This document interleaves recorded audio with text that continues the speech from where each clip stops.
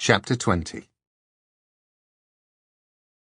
The world went dark, and a low roar filled Richard's head, like the maddened growling of 1,000 enraged beasts. He blinked at the darkness held tight to his bag. He wondered if he had been foolish putting the knife away. Some people brushed past him in the dark. Richard started away from them. There were steps in front of him which Richard began to ascend, and as he did so the world began to resolve, to take shape, and to reform. The growling was the roar of traffic, and he was coming out of an underpass in Trafalgar Square. The sky was the perfect, untroubled blue of a television screen tuned to a dead channel. It was mid-morning on a warm October day, and he stood in the square holding his bag and blinking at the sunlight. Black taxis and red buses and multicolored cars roared and careered about the square, while tourists threw handfuls of pigeon feed down for the legions of tubby pigeons and took their snapshots of Nelson's column and the huge Landseer lions that flanked it. He walked through the square, wondering if he was real or not. The Japanese tourists ignored him. He tried talking to a pretty fair-haired girl who laughed and shook her head and said something in a language Richard thought might have been Italian, but was actually Finnish. There was a small child of indeterminate sex staring at some pigeons while orally demolishing a chocolate bar. He crouched down next to it. Hello, kiddie," said Richard. The child sucked its chocolate bar intently and gave no indication of recognizing Richard as another human being. "Hello?" repeated Richard, a slight note of desperation creeping into his voice. "Can you see me? Kiddie, hello?" Two small eyes glared at him from a chocolate-covered face. Then its lower lip began to tremble, and the child fled, throwing its arms around the legs of the nearest adult female and wailing, "Mum, this man's bothering me. He's bothering me, Mum." The child's mother turned on Richard with a formidable scowl. "What are you doing?" she demanded. "Bothering our Leslie. There are places for people like you." Richard began to smile. It was a huge and happy smile. You could not have killed that smile by hitting Richard over the back of the head with a brick. "I really am most frightfully sorry," he said, grinning like a Cheshire cat. And then, clutching his bag, he ran through Trafalgar Square accompanied by bursts of sudden pigeons, who took to the air in startlement. He took his cash card out of his wallet, and he put it into the cash machine. It recognized his 4-digit PIN number, advised him to keep it a secret and not disclose it to anyone, and asked what kind of service he would like. He asked for cash, and it gave him cash in abundance. He punched the air in delight and then, embarrassed, pretended that he had been hailing a cab. A cab stopped for him. It stopped for him! And he climbed in and sat in the back and beamed. He asked the driver to take him to his office, and when the cab driver pointed out that it would almost be quicker to walk, Richard grinned even wider and said he did not care. And as soon as they were underway, he asked, practically begged, the cab driver to regale him, Richard, with his opinions on inner-city traffic problems, how best to deal with crime, and thorny political issues of the day. The cab driver accused Richard of taking the mickey and sulked for all of the 5-minute journey up the Strand. Richard did not care. He tipped the man ridiculously anyway, and then he walked into his office. As he entered the building, he felt the smile begin to leave his face. Each step he took left him more anxious, more uneasy. What if he still had no job? What did it matter if small chocolate-covered children and cab drivers could see him, if it turned out that, by some appalling mischance, he remained invisible to his workmates? Mr. Figgis, the security guard, looked up from a copy of Naughty Teenage Nymphets, which he had hidden inside his copy of The Sun, and he sniffed. "Morning, Mr. Mayhew," he said. It was not a welcoming morning. It was a kind of morning, that implied that the speaker really did not care if the recipient lived or died, nor indeed, for that matter, if it was even morning. "Figgis!" exclaimed Richard in delight. "And hello to you too, Mr. Figgis, you exceptional security guard." Nobody had ever said anything remotely like that to Mr. Figgis before, not even naked ladies in his imagination. He stared suspiciously at Richard until he got into the elevator and vanished from sight. Then he returned his attention to the naughty teenage nymphets, none of whom, he was beginning to suspect, was ever likely to see 29 again, lollipops or no lollipops. Richard got out of the elevator and walked, slightly hesitantly, down the corridor. "Everything will be all right," he told himself. "If only my desk is there. If my desk is there, everything will be fine." He walked into the large, open-plan office he'd worked in for 3 years. People were working at desks, talking on telephones, rummaging through filing cabinets, drinking bad tea and worse coffee. It was his office. And there was the place by the window where his desk had once been, which was now occupied by a grey cluster of filing cabinets and a yucca plant. He was about to turn and run when someone handed him a cup of tea in a styrofoam cup. "The return of the prodigal, eh?" said Gary. "Here you go." "Hello, Gary," said Richard. "Where's my desk?" "This way," said Gary. "How was Mallorca?" "Mallorca? Don't you always go to Mallorca?" asked Gary. They were walking up the back stairs that led to the 4th floor. "Not this time," said Richard. "I was going to say," said Gary, "not much of a tan." "No," agreed Richard. "Well, you know, I needed a change." Gary nodded. He pointed to a door that had, for as long as Richard had been there, been the door to the Executive Files and Supplies room. "A change? Well, you've certainly got one now, and may I be the first to congratulate you." The plaque on the door said, R.O. Mayhew, Junior Partner. "Lucky bastard," said Gary, affectionately. He wandered off, and Richard went through the door, utterly bemused. The room was no longer an executive supplies and file room. It had been emptied of files and supplies and painted in grey and black and white, and recarpeted, and in the centre of the office was a large desk. He examined it. It was, unmistakably, his very own desk. His trolls had all been neatly put away in one of the desk drawers, and he took them all out and arranged them around the office. He had his own window, with a nice view of the sludge-brown river and the south bank of the Thames beyond. There was even a large green plant with huge waxy leaves, of the kind that looks artificial, but isn't. His old, dusty, cream-coloured computer terminal had been replaced with a much sleeker, cleaner, black computer terminal, which took up less desk space. He walked over to the window and sipped his tea, staring out at the dirty brown river. "You found everything all right, then?" He looked up. Crisp and efficient Sylvia, the MD's PA, was standing in the doorway. She smiled when she saw him. Yes, look, there are things I have to take care of at home. Do you think it'd be all right if I took the rest of the day off and—" "Suit yourself. You aren't meant to be back in till tomorrow anyway." "I'm not?" he asked. "Right." Sylvia frowned. "What happened to your finger?" "I broke it," he told her. She looked at his hand with concern.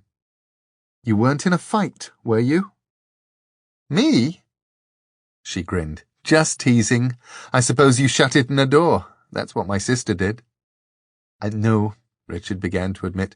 "I was in a fight." Sylvia raised an eyebrow. "A door," he finished, lamely. He went to the building he had once lived in by taxi. He was not sure that he trusted himself to travel by the underground. Not yet. Having no door key, he knocked at the door of his flat, and was more than disappointed when it was opened by the woman Richard last remembered meeting, or rather, failing to meet, in his bathroom. He introduced himself as the previous tenant, and quickly established that A, he, Richard, no longer lived there, and B, she, Mrs. Buchanan, had no idea what had happened to any of his personal possessions. Richard took some notes, and then he said goodbye very nicely, and took another black taxi to go and see a man in a camel hair coat. The smooth man in the camel hair coat was not wearing his camel hair coat, and was, in fact, a good deal less smooth than the last time Richard had encountered him. They were sitting in his office, and he had listened to Richard's list of complaints with the expression of someone who has recently and accidentally swallowed whole a live spider and has just begun to feel it squirm. "Well, yes," he admitted, after looking at the files. "There does seem to have been some kind of problem, now you mention it. I can't quite see how it could have happened." "I don't think it matters how it happened," said Richard reasonably. "The fact of the matter is that while I was away for a few weeks, you let my flat to," he consulted his notes, "George and Adele Buchanan, who have no intention of leaving." The man closed the file. "Well," he said, "mistakes do happen. Human error. I'm afraid there's nothing we can do about it." The old Richard, the one who had lived in what was now the Buchanan's home, would have crumbled at this point, apologized for being a nuisance, and gone away. Instead, Richard said, "Really? Nothing you can do about it? You let out a property I was legally renting from your company to someone else, and in the process lost all my personal possessions, and there's nothing you can do about it. Now, I happen to think, and I'm sure my lawyer will also think, that there is a great deal you can do about it." The man without the camel hair coat looked as if the spider was beginning to crawl back up his throat. "But we don't have any other vacant flats like yours in the building," he said. "There's only the penthouse suite." "That," Richard told the man coldly, "would be fine." The man relaxed. "For living accommodation. Now," said Richard, "let's talk about compensation for my lost possessions." The new flat was much nicer than the one he had left behind. It had more windows and a balcony, a spacious lounge, and a proper spare bedroom. Richard prowled it, dissatisfied. The man without a camel hair coat had, extremely grudgingly, had the flat furnished with a bed, a sofa, several chairs, and a television set. Richard put Hunter's knife on the mantelpiece. He bought a takeaway curry from the Indian restaurant across the road, and sat on the carpeted floor of his new flat and ate it, and wondered if he had ever really eaten curry late at night in a street market held on the deck of a gunship moored by Tower Bridge. It did not seem very likely, now he came to think of it. The doorbell rang. He got up and answered the door. "We found a lot of your stuff, Mr. Mayhew," said the man, who was once more wearing his camel hair coat. "Turned out it had been put into storage. Right, bring the stuff in, lads." A couple of burly men hauled in several large wooden packing cases filled with Richard's stuff, and deposited them on the carpet in the middle of the living room. "Thanks," said Richard. He reached into the first packing case, unwrapped the first paper-covered object, which turned out to be a framed photograph of Jessica. He stared at it for some moments, and then he put it down again in the case. He found the packing case with his clothes in, and removed them from the case and put them away in his bedroom, but the other cases sat, untouched, in the middle of the living room floor.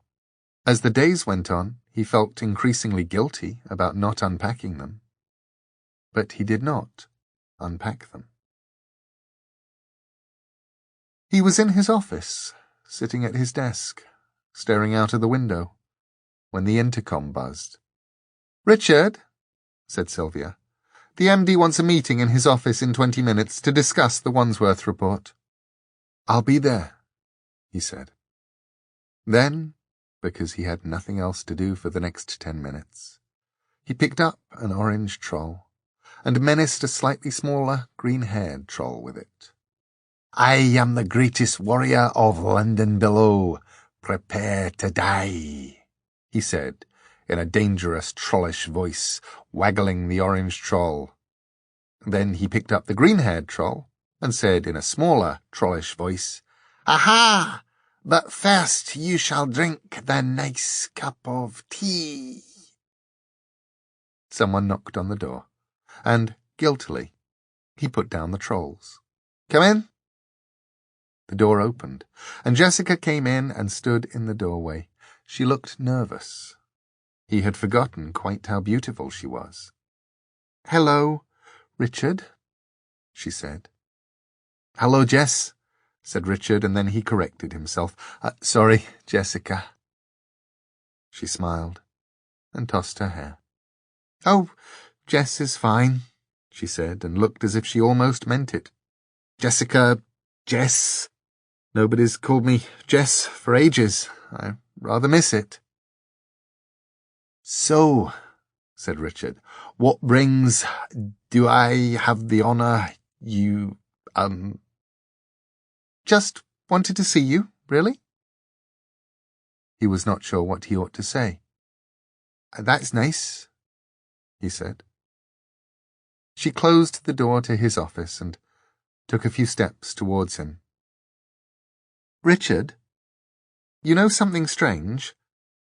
I remember calling the engagement off, but I hardly remember what we were arguing about."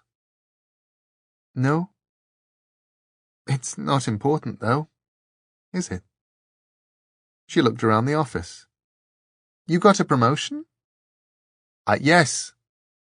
I'm happy for you." She put a hand into the pocket of her coat and pulled out a small brown box. She put it down on Richard's desk. He opened the box, although he knew what was inside it.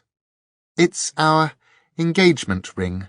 I thought that, well, maybe I'd give it back to you, and then, well, if things worked out, well, perhaps one day you'd give it back to me." It glittered in the sunlight, the most money he had ever spent on anything. He closed the box and gave it back to her. "You keep it, Jessica," he said, and then, "I'm sorry." She bit her lower lip. "Did you meet someone?" He hesitated. He thought of Lamia and Hunter and Anesthesia and even Dor, but none of them were someones in the way that she meant. "No, no one else," he said, and then, realizing it was true as he said it, "I've just changed, that's all." His intercom buzzed. "Richard, we're waiting for you." He pressed the button. "Be right down, Sylvia." He looked at Jessica. She said nothing. Perhaps there was nothing she could trust herself to say. She walked away, and she closed the door quietly behind her. Richard picked up the papers he would need with one hand. He ran the other hand across his face as if he were wiping something away. Sorrow, perhaps, or tears, or Jessica. He started taking the tube again, to and from work, although he soon found that he had stopped buying newspapers to read on his journey in the morning and the evening, and instead of reading he would scan the faces of the other people on the train, faces of every kind and colour, and wonder if they were all from London above, wonder what went on behind their eyes. During the evening rush hour, a few days after his encounter with Jessica, he thought he saw Lamia across the carriage, with her back to him, her dark hair piled high on her head and her dress long and black. His heart began to pound in his chest. He pushed his way towards her through the crowded compartment. As he got closer, the train pulled into a station. The doors hissed open and she stepped off. But it was not Lamia. Just another young London goth, he realized, disappointed, off for a night on the town. One Saturday afternoon, he saw a large brown rat sitting on top of the plastic garbage cans at the back of Newton Mansions, cleaning its whiskers and looking as if it owned the world. At Richard's approach, it leapt down onto the pavement and waited in the shadow of the garbage cans, staring up at him with wary, bead-black eyes. Richard crouched down. "Hello," he said gently. "Do we know each other?" The rat made no kind of response that Richard was able to perceive, but it did not run away. "My name is Richard Mayhew," he continued, in a low voice. "I'm not actually a rat speaker, but I knew a few rats. Well, I've met some, and I wondered if you were familiar with the Lady Door." He heard a shoe scrape behind him, and he turned to see the Buchanans looking at him curiously. "Have you lost something?" asked Mrs. Buchanan. Richard heard, but ignored her husband's gruff whisper of, "Just his marbles." "No," said Richard, honestly. "I was, saying hello to a—" The rat scurried off and away. "Was that a rat?" barked George Buchanan. "I'll complain to the council. It's a disgrace. But that's London for you, isn't it?" "Yes," agreed Richard. "It was. It really was."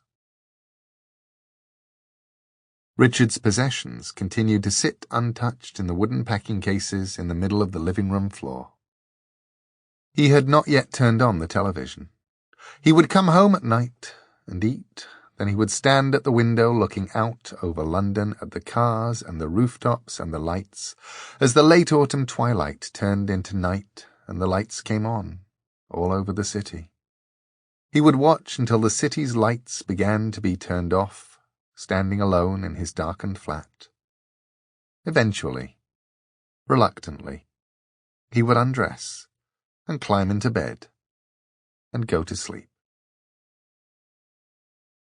Sylvia came into his office one Friday afternoon. He was opening envelopes, using his knife, Hunter's knife, as a letter opener. "Richard," she said, "I was wondering, are you getting out much these days?" He shook his head. "Well, a bunch of us are going out this evening. Do you fancy coming along?" Sure," he said. "Yes, I'd love it." He hated it. There were 8 of them. Sylvia and her young man, who had something to do with vintage cars. Gary, from corporate accounts, who had recently broken up with his girlfriend due to what Gary persisted in describing as a slight misunderstanding. He had thought she would be rather more understanding about his sleeping with her best friend than she had in fact turned out to be when she found out. Several perfectly nice people, and friends of nice people, and the new girl from computer services. First, they saw a film at the huge screen of the Odeon, Leicester Square. The good guy won in the end, and there were plenty of explosions and flying objects on the way. Sylvia decided that Richard should sit next to the girl from computer services, as, she explained, she was new to the company and did not know many people.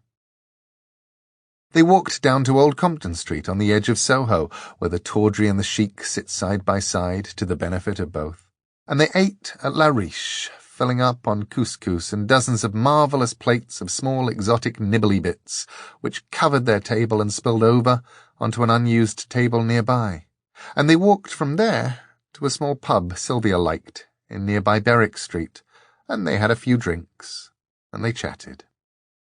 The new girl from computer services smiled at Richard a lot as the evening went on, and he had nothing at all to say to her. He bought a round of drinks for the party, and the girl from computer services helped him carry them from the bar back to their table. Gary went off to the men's room, and the girl from computer services came and sat next to Richard, taking his place. Richard's head was filled with the clink of glasses and the blare of the jukebox and the sharp smell of beer and spilt Bacardi and cigarette smoke. He tried to listen to the conversations going on at the table, and he found that he could no longer concentrate on what anyone was saying, and, which was worse, that he was not interested in any of the bits he was able to hear. And it came to him then, as clearly and as certainly as if he had been watching it on the big screen at the Odeon Leicester Square. The rest of his life, he would go home tonight with the girl from computer services, and they would make gentle love, and tomorrow, it being Saturday, they would spend the morning in bed. And then they would get up, and together they would remove his possessions from the packing cases and put them away. In a year, or a little less, he would marry the girl from computer services and get another promotion, and they would have 2 children, a boy and a girl, and they would move out to the suburbs, to Harrow or Croydon or Hampstead, or even as far away as distant Reading. And it would not be a bad life. He knew that, too. Sometimes there is nothing you can do. When Gary came back from the toilet, he looked around in puzzlement. Everyone was there except Dick, he asked. Has anyone seen Richard? The girl from computer services shrugged. Gary went outside, to Berwick Street. The cold of the night air was like a splash of water to his face. He could taste winter in the air. He called, Dick! Hey, Richard? Over here. Richard was leaning against a wall in the shadows. Just getting a breath of fresh air. Are you all right? Asked Gary. Yes, said Richard. No, I don't know. Well, said Gary, that covers your options. Do you want to talk about it? Richard looked at him seriously. You'll laugh at me.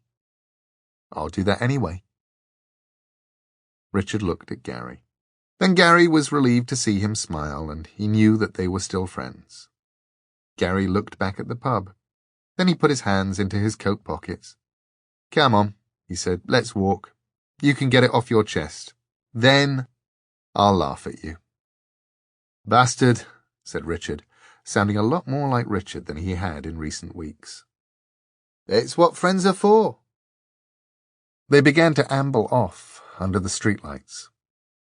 Look, Gary, Richard began. Do you ever wonder if this is all there is? What?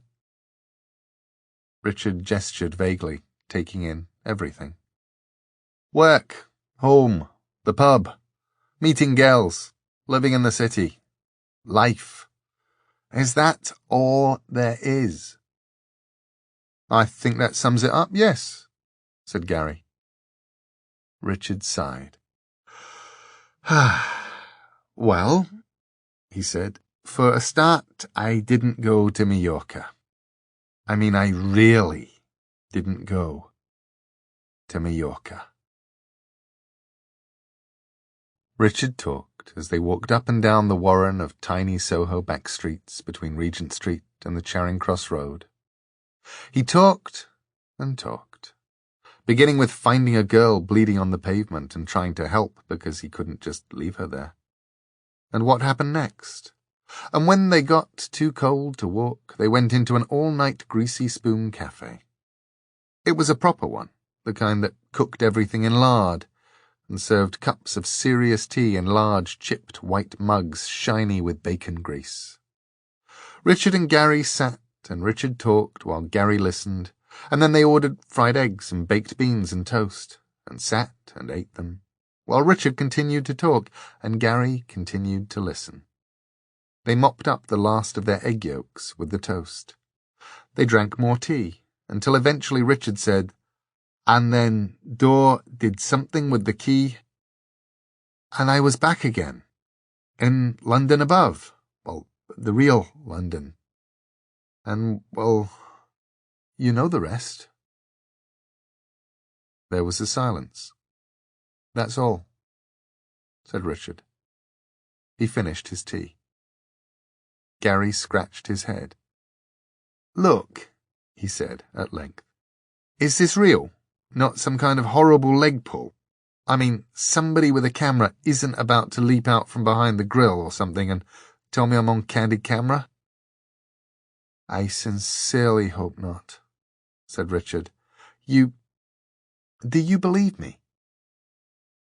Gary looked at the bill on their table, counted out pound coins and dropped them onto the formica, where they sat beside a plastic tomato ketchup container in the shape of an oversized tomato, old sauce caked black about its nozzle. "I believe that, well, something happened to you, obviously. Look, more to the point, do you believe it?"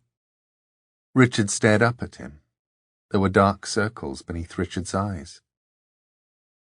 "Do I believe it? I don't know any more. I did. I was there. There was a bit in there where you turned up, you know." "You didn't mention that before." "It was a pretty horrid bit. You told me that I'd gone mad and I was just wandering around London hallucinating." They walked out of the cafe and walked south towards Piccadilly. "Well," said Gary, "you must admit it sounds more likely than your magical London underneath, where the people who fall through the cracks go. I've passed the people who fall through the cracks, Richard.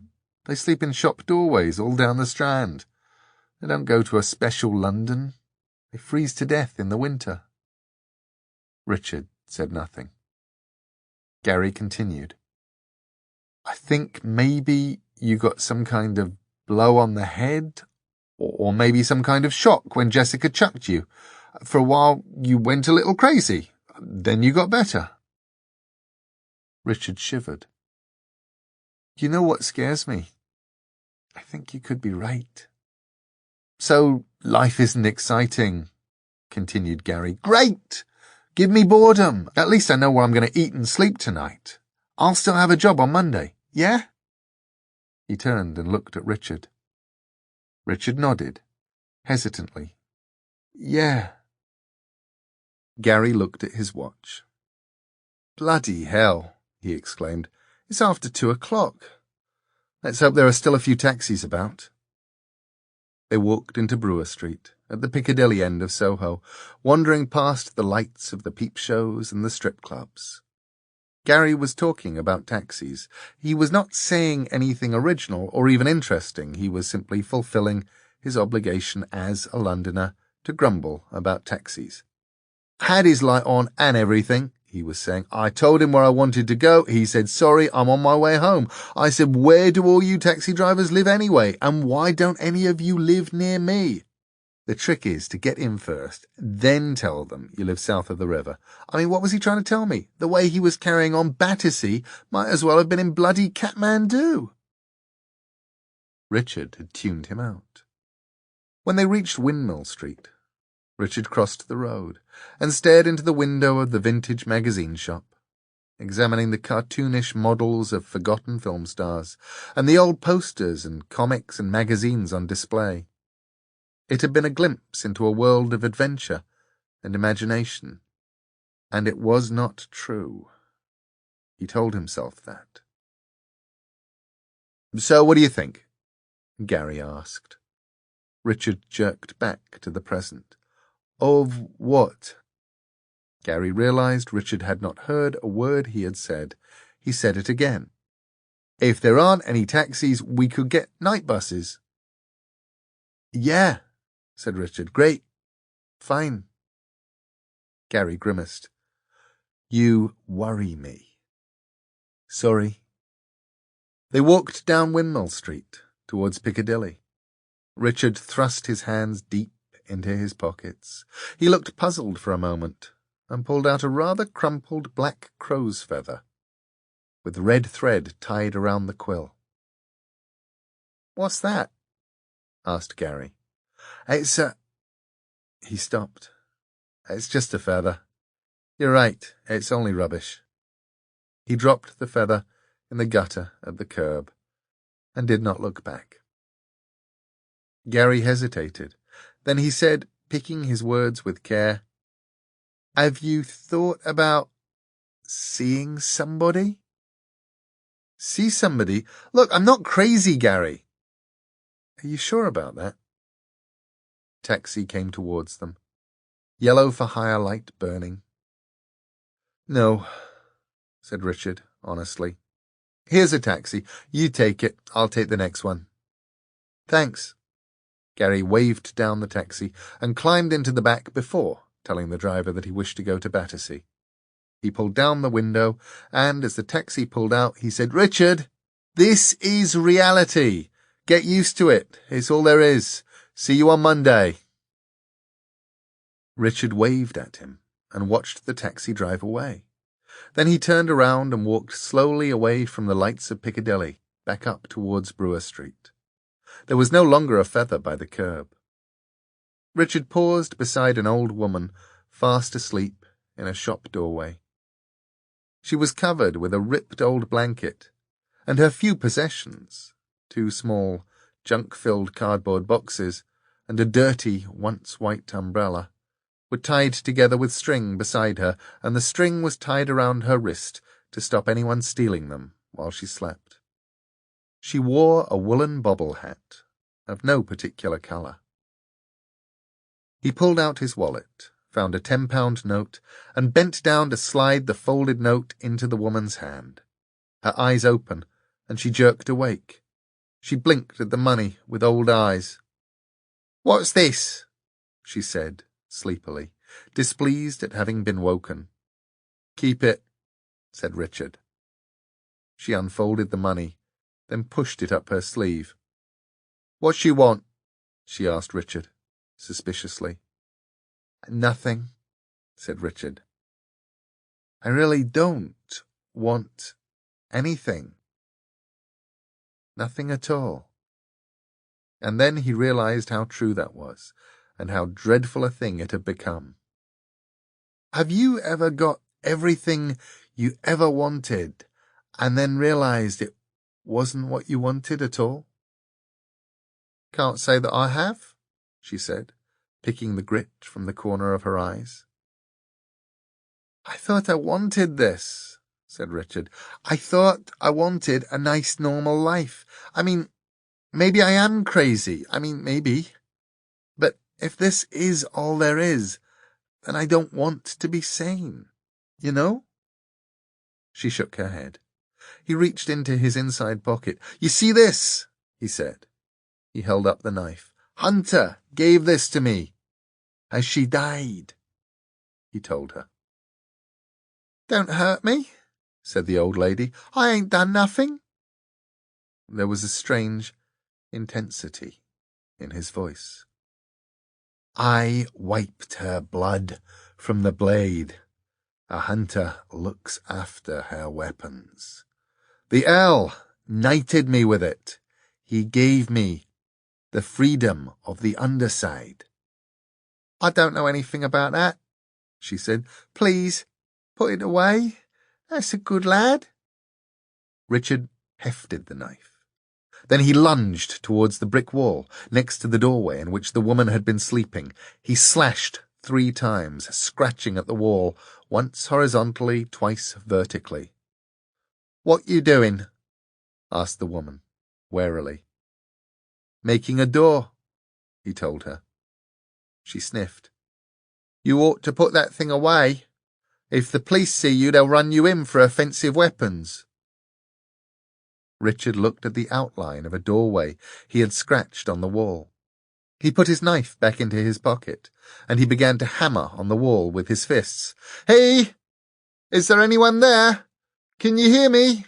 It's me, Richard. Door? Someone? He hurt his hands, but he kept banging and flailing at the brickwork. And then the madness left him, and he stopped. Sorry, he said to the old lady. She did not answer. She had either gone back to sleep or, more probably, pretended to go back to sleep. Elderly snores, real or feigned, came from the doorway. Richard sat down on the pavement and wondered quite how someone could make such a mess of their life as he had made of his. Then he looked back at the doorway he had scratched on the wall. There was a door-shaped hole in the wall, where he had scratched his outline. There was a man standing in the doorway, with his arms folded theatrically. He stood there until he was certain that Richard had seen him, and then he yawned hugely, covering his mouth with a dark hand. The Marquis de Carabas raised an eyebrow. "Well," he said irritably, "are you coming?" Richard stared at him for a heartbeat. Then Richard nodded, without trusting himself to speak, and stood up. And they walked away together, through the hole in the wall, back into the darkness, leaving nothing behind them, not even the doorway.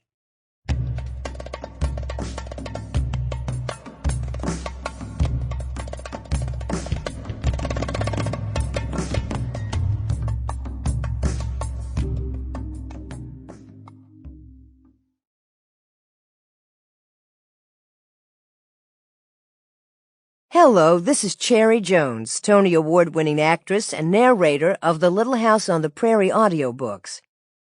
As an audiobook listener, you know the pleasure of being captivated by a well-told story. You may not know that children who listen to audiobooks enjoy academic benefits as well. Hearing stories read aloud helps children reinforce important fundamental elements of reading readiness and reading comprehension, two key elements of overall success in school. When children listen to recorded stories, they hear and learn new vocabulary, and they practice active listening skills. Children can also listen up. Advanced readers can find challenging and complex stories. Delayed readers can listen and enjoy the story as a whole before breaking it down into smaller pieces. For all children, hearing a good book encourages a lifelong love of literature and reading. So, when you consider what to listen to next, why not also think about the pint-sized listeners in your life and select from one of the many available children's audiobooks? This recording was produced and directed by Rick Harris. It was recorded at Harper Audio Studios by Sharon Matlin and Lance Neal. It was edited by InEffects Productions. Mixing and mastering were by Angela Paiva. We hope you've enjoyed this program.